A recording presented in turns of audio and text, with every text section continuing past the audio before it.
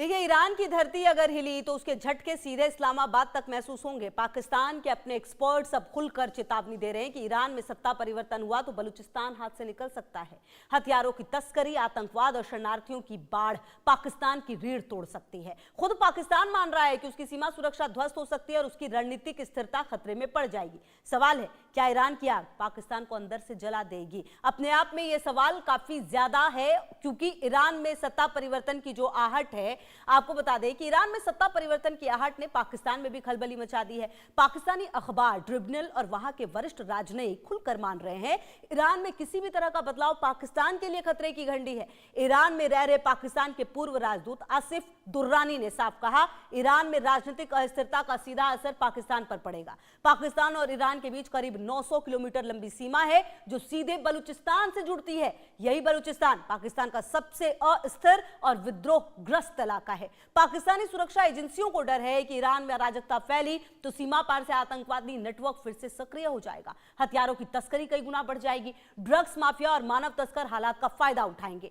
बलूच विद्रोही संगठनों को नया मनोबल मिलेगा। पाकिस्तान पहले ही आर्थिक संकट से जूझ रहा है।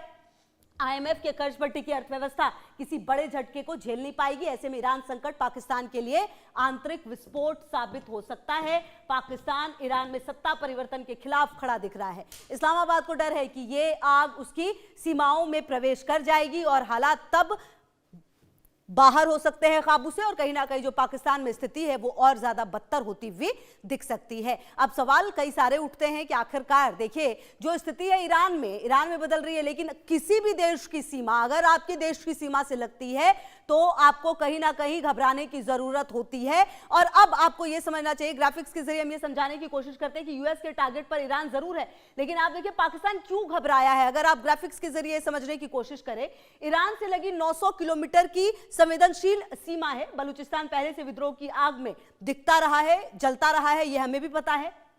हथियार तस्करी बढ़ने का जो खतरा है वो पाकिस्तान को ऐसा लगता है बढ़ जाएगा। आतंकवादी नेटवर्क फिर से सक्रिय हो सकते हैं और कहीं ना कहीं इसका सीधा असर शरणार्थियों की बाढ़ आ सकती है। अगर ऐसा होता है, आपने देखा होगा कि किस तरह से जब बांग्लादेश और पाकिस्तान के बीच में भी युद्ध हुआ था तो कई बांग्लादेशी भारत में भी घुसे थे। आर्थिक व्यवस्था पर सीधा सीधा असर होगा। तो 900 किलोमीटर की संवेदनशील सीमा है जो ईरान से लगती है और शायद यही बड़ी वजह है कि स्थिति इस कदर खराब होती हुई नजर आ रही है। अब देखिए, जो पाकिस्तानी एक्सपर्ट्स हैं वो भी ये मान रहे हैं कि ईरान अगर अराजकता में गया तो पाकिस्तान के लिए हालात बेकाबू हो जाएंगे। पाकिस्तान पहले से लाखों अफगान शरणार्थियों को बोझ झेल रहा है। अगर ईरान में भी लोगों का पलायन शुरू हुआ तो सामाजिक व्यवस्था चरमरा जाएगी। सीमा प्रबंधन फेल हो सकता है। शहरी इलाकों पर दबाव बढ़ेगा।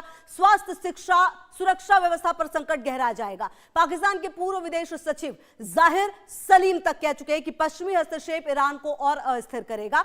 यही अस्थिरता पाकिस्तान को रणनीतिक रूप से कमजोर बना देगा। बलूचिस्तान में अलगाववाद को नई हवा मिल सकती है। पाकिस्तानी सेना की अब तक की आतंकवाद विरोधी उपलब्धियां मिट्टी में मिल जाएंगी। यानी ईरान में सरकार गिराना पाकिस्तान के लिए राजनीतिक नहीं बल्कि अस्तित्व का संकट बन सकता है। यही कारण है कि पाकिस्तान बार बार ईरान की संप्रभुता की बात कर रहा है। इस्लामाबाद जानता है अगर तेहरान गिरा तो अगला नंबर उसका हो सकता है। यही डर आज पाकिस्तान की रणनीति तय कर रहा है और यही डर उसकी सबसे कमजोर कड़ी भी बनता जा रहा है।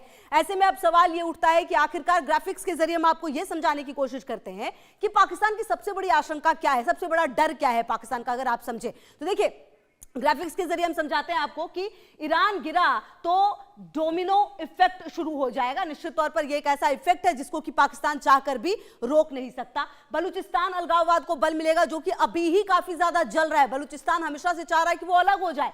सेना की पकड़ कमजोर होगी जो अभी भी कमजोर नजर आ रही है, चाहे वो बलूचिस्तान हो या फिर खैबर पख्तूनख्वा हो, सिंध हो, पीओके हो, कई जगहों पर आतंकी संगठनों को बल मिलेगा। सरकार पर जनता का दबाव बढ़ेगा। ये जो पाकिस्तान की आशंका है वो होती हुई नजर आ रही है। देश के टूटने तक का खतरा है। अगर आप देखिए बलूचिस्तान गया तो आप ये मानिए कि पाकिस्तान के लिए जो स्थिति है वो काफी ज्यादा खराब हो जाएगी। ये वो दौर नहीं कि बांग्लादेश चला गया तो बहुत कुछ नहीं जाएगा, लेकिन अगर बांग्लादेश गया तो बहुत कुछ नहीं गया, लेकिन अगर बलूचिस्तान गया तो समझिए आधा से ज्यादा पाकिस्तान जो है वो छोटा हो जाएगा। और शायद यही डर लगातार पाकिस्तान को डरा रहा है। कुल मिलाकर जो स्थितियां हैं अगर आप समझे तो अभी फिलहाल ऐसा लग रहा है कि